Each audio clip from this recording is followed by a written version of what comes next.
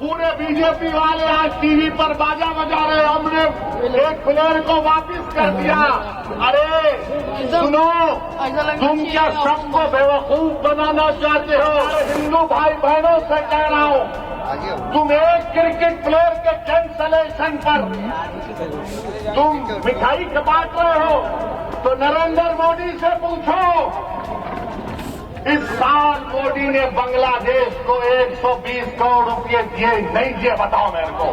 और तुम असदुद्दीन ओवैसी को गाली देते हो। सुनो, मैं किसी मजहब का खिलाफ ना कभी रहूंगा इंशाअल्लाह ताला।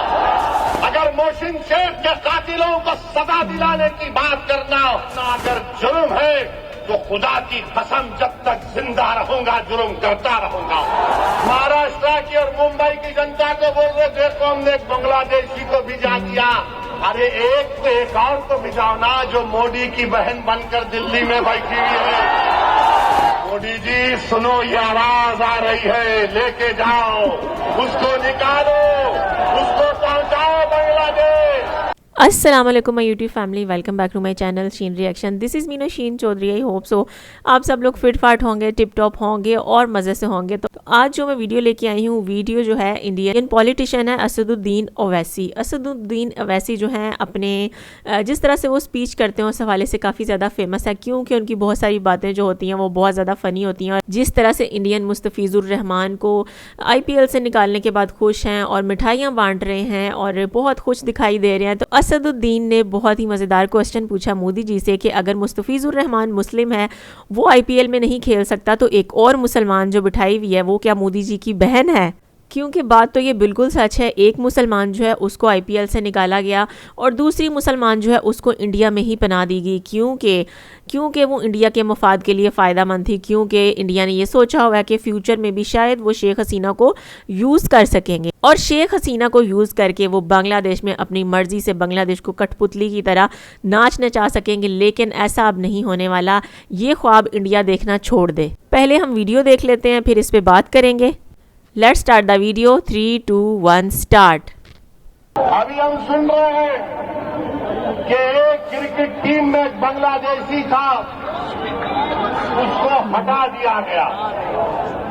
बराबर ये बांग्लादेश पे हिंदुओं पर जुल्म हो रहा, मैंने भी उसकी मजम्मत की। मगर ये तो बताओ मोदी जी, अगर बांग्लादेश में किसी की मॉब लिंचिंग होती है तो आपको गुस्सा आता है, मगर महाराष्ट्र के जलगांव में जिस बच्चे को मारा गया था उसके ऊपर आपको गुस्सा क्यों नहीं आता मोदी जी, फडणवीस जी?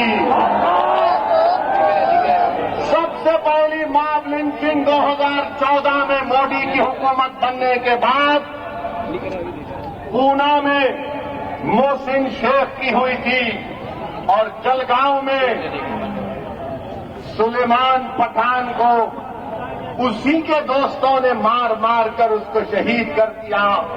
अगर बांग्लादेश में कोई हिंदू मरता है हम कंडेम करते हैं, मारने वालों को जालिम कहते हैं। मारने वाले जिन्होंने जलगांव में सुलेमान पठान को कहा वो भी जालिम है, उनका भी कंडेमनेशन होना चाहिए।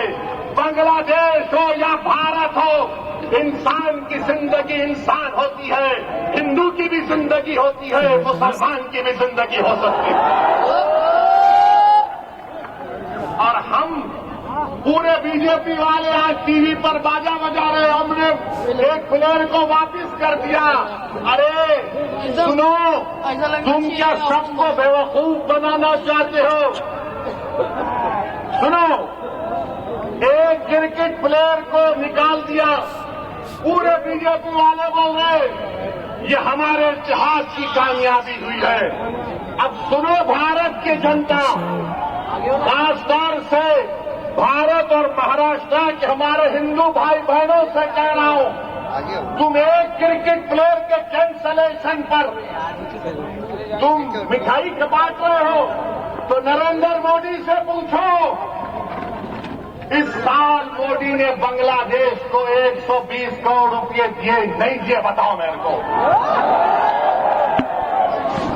120 करोड़ रुपए 120 करोड़ ग्रांट और एड में दिए 1160 मेगावाट की एनर्जी भारत से बांग्लादेश को जाती है। और सुनो हमारे हिंदू भाई बहनों, मोदी ने 10 साल में बांग्लादेश को लेटर ऑफ क्रेडिट कितना दिया? $8 बिलियन। $8 बिलियन। और तुम असदुद्दीन ओवैसी को गाली देते हो। सुनो, मैं किसी मजहब का खिलाफ ना कभी रहूंगा इंशाअल्लाह ताला, मगर अगर मजलूमों से इंसाफ का मुतालबा करना, अगर मोहसिन शेख के कातिलों को सजा दिलाने की बात करना, अगर जलगांव के सुलेमान पठान खान को जिसके दोस्तों ने उसको मारा, उनको कफर किरदार तक पहुंचाने की बात करना अगर जुर्म है तो खुदा की कसम जब तक जिंदा रहूंगा जुर्म करता रहूंगा। और वो क्रिकेट प्लेयर की सुनो, वो क्रिकेट प्लेयर, वो टीम ने उसको 10 करोड़ में खरीदा। आपने बांग्लादेश को 120 करोड़ रुपए 2025 में दिए एड और ग्रांट में। 1160 मेगावाट पावर बांग्लादेश को भारत से जा रहा है। और 10 साल में मोदी की हुकूमत ने एलओसी दिया $8 बिलियन का। $8 बिलियन का। और तुम नफरत करते हो मुसलमानों से। मैंने पार्लियामेंट में खड़े होकर कहा था कि बांग्लादेश की हमारे हिंदू भाई बहनों की मंदिरों का तहफ्फुज होना चाहिए। आप पैसे दे रहे हैं और यहां पर बीजेपी के लोग, क्योंकि महाराष्ट्र का इलेक्शन है, महाराष्ट्र की और मुंबई की जनता को बोल रहे देखो हमने एक बांग्लादेशी को भिजा दिया। अरे एक और को भिजाओ ना जो मोदी की बहन बनकर दिल्ली में बैठी हुई है। क्या आप चाहते हो वो मोहतरमा बांग्लादेश जाए? आप चाहते हो बांग्लादेश को दे दिया जाए? तो लगाओ नारा, नारे तकबीर। मोदी जी सुनो, ये आवाज आ रही है, लेके जाओ, उसको निकालो, उसको पहुंचाओ बांग्लादेश।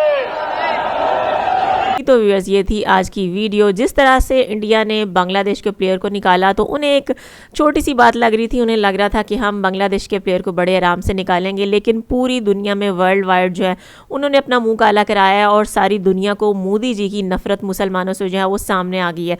जिस तरह उनके अपने ही लीडर जो है हुकूमत से सख्त सवाल पूछ रहे हैं, अपनी हुकूमत से कड़े सवाल पूछ रहे हैं कि अगर मुस्तफिजुर रहमान को निकाला था तो फिर शेख हसीना को किस हैसियत से बिठाया हुआ है, वो भी तो मुसलमान है। और दूसरी जगह जिस तरह ये लोग इल्जाम लगाते हैं कि बांग्लादेश में हिंदुओं के हकूक महफूज नहीं है, बांग्लादेश पे हिंदू मारा, हमें बहुत दुख हुआ, तो असदुद्दीन ने मोदी जी से पूछा कि जिस तरह हिंदू की जिंदगी होती है इस तरह मुसलमान की भी जिंदगी है। अगर हिंदुओं के हकूक महफूज होने चाहिए तो मुसलमानों के हकूक भी महफूज होने चाहिए। इंडिया में ही, इनके अपने इंडिया में बहुत जगह पे मुसलमानों को मारा गया। जिस तरह उन्होंने नाम लिया 2 नौजवानों का जिन्हें इंडिया में ही शहीद किया गया, तो असदुद्दीन ने मोदी जी से कहा कि आपको उनका भी दुख होना चाहिए। जिस तरह से हिंदुओं की जिंदगी होती है इस तरह से मुसलमानों की भी जिंदगी होती है और दोनों के हकूक बराबर होने चाहिए। क्योंकि मोदी जी की जो मुसलमानों से नफरत है वो पूरी दुनिया के सामने आती जा रही है और अब उनके अपने लीडर्स जो हैं वो भी उठ खड़े हुए हैं और वो भी मोदी जी से ये सवालात पूछ रहे हैं जिनका मोदी जी के पास कोई जवाब नहीं है। और सब जो हैं वो कह रहे हैं कि अगर आप हिंदू की मौत को कंडेम कर रहे हैं, अगर आप हिंदू की मौत का शौक मना रहे हैं तो आप मुसलमानों की मौत को भी